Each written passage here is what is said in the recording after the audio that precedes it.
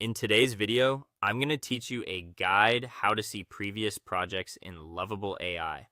By the end, you'll know exactly where to look to quickly revisit work you've already created, whether you prefer browsing visually or searching by name. First, head to the Lovable homepage in your browser.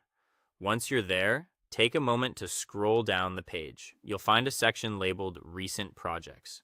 This area surfaces the items you've worked on most recently, making it the fastest way to jump back into something you were editing or reviewing.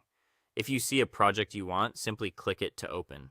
If there's a link or button to view the complete recent projects list, use that to expand beyond the initial few shown on the homepage.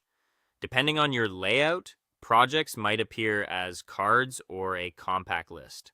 Either way, they'll typically be sorted with the newest at the top.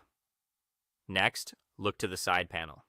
This is the collapsible navigation area that helps you move around Lovable more efficiently. Click to open it if it's hidden.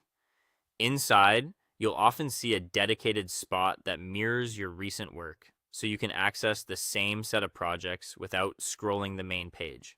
It's a great shortcut when you already know you're going back to something you touched today or earlier this week.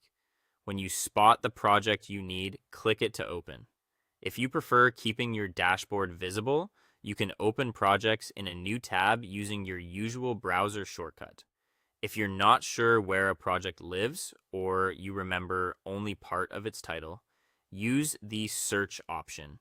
Click on search to focus the search field, then type a relevant keyword, project name, or phrase you recall. Even partial names can help.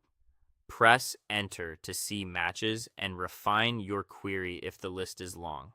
Clearing the search will return you to your broader view.